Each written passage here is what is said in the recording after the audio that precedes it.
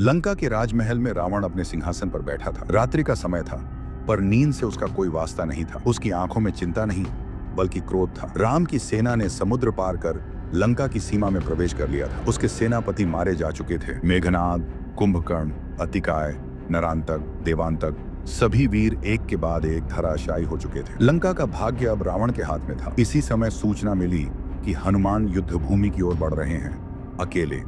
रावण ने एक तीखा अट्टहास किया। एक वानर ही रह गया था जिसे मैं स्वयं समाप्त करूंगा। उसने अपने शस्त्र उठाए और अपने व्यक्तिगत रथ में सवार होकर रणभूमि की ओर निकल पड़ा।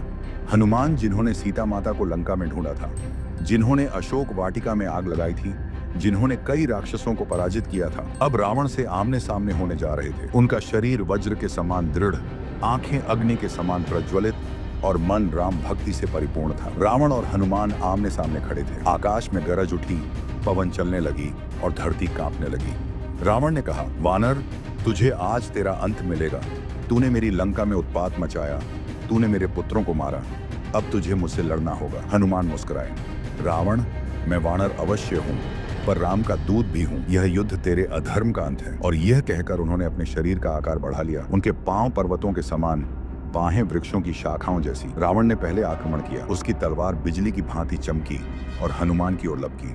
हनुमान ने एक छलांग में पीछे हटकर वार को टाल दिया। तुरंत उन्होंने अपनी गदा से प्रहार किया, जो रावण की ढाल से टकराई। टक्कर इतनी तीव्र थी कि रथ कांप उठा। रावण ने पुनः वार किया। इस बार उसने त्रिशूल निकाला और हनुमान के कंधे पर फेंका। त्रिशूल ने हनुमान की चमड़ी चीर दी, पर हनुमान विचलित नहीं हुए। उन्होंने अपनी पूंछ को चारों ओर घुमाकर हवा में एक चक्र बनाया और उसमें रावण को घेर लिया। रावण ने अपनी शक्ति से उस चक्र को तोड़ने का प्रयास किया, लेकिन हनुमान की गति और बल से वह बाहर नहीं निकल पाया। एक क्षण के लिए रावण घिर गया था। हनुमान ने फिर से अपनी गदा उठाई और रावण के रथ पर प्रहार किया। रथ के पहिए टूट गए और रथ उलट गया। रावण जमीन पर गिर पड़ा, लेकिन तुरंत खड़ा हुआ। उसका शरीर घायल था, पर मन में क्रोध और अधिक प्रचंड हो चुका था। अब रावण ने ब्रह्मास्त्र का प्रयोग किया। मंत्र पढ़ते ही आकाश में एक तेज प्रकाश फैला और ब्रह्मास्त्र हनुमान की ओर बढ़ा।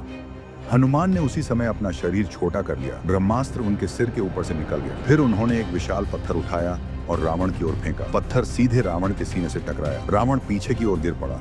उसके मुंह से रक्त निकलने लगा। फिर भी उसने हार नहीं मानी। उसने तुरंत उठकर 10 सिरों से एक साथ तंत्र मंत्र का उच्चारण किया। आकाश में अग्नि फैल गई, वायु थम गई। हनुमान ने अब गंभीर रूप लिया। उन्होंने आकाश में उड़ान भरी और ऊंचाई से सीधे रावण पर कूदे। रावण ने अपनी तलवार हनुमान की ओर घुमाई, पर हनुमान की गति तेज थी। वे रावण के ऊपर आ गिरे और उसे जमीन पर दबा दिया। रावण के 10 सिरों से एक साथ चीत्कार निकला। उसका शरीर कांपने लगा। हनुमान ने उसकी बाहों को पकड़कर उसे हवा में उठा लिया और फिर आकाश से जमीन पर फेंका। जमीन हिल गई। रावण कुछ क्षणों तक स्थिर पड़ा रहा, लेकिन रावण अमर नहीं था। उसने एक बार फिर उठने की चेष्टा की, परंतु अब उसके शरीर की सारी शक्ति क्षीण हो चुकी थी।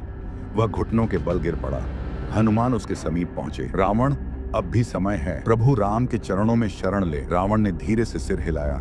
उसकी आंखें बंद हो चुकी थी। रक्त से लथपथ उसका शरीर अब चलने योग्य नहीं था। हनुमान ने उसकी तलवार उठाई और उसकी 10 गर्दनों को एक एक कर काट दिया। हर सिर कटते ही आकाश में बिजली चमकती और फिर शांत हो जाती। जब अंतिम सिर गिरा, तब संपूर्ण लंका में एक भयानक शांति छा गई। राक्षसों ने युद्ध छोड़ दिया। विभीषण ने घोषणा की, रावण मारा गया, लंका अब धर्म के अधीन होगी। हनुमान ने रावण के शव को उठाया और राम के पास ले गए। राम ने अपनी दृष्टि से उस मृत शरीर को देखा, जिसमें इतनी शक्ति थी। अगर उसने उसका उपयोग धर्म के लिए किया होता तो यह दिन न आता।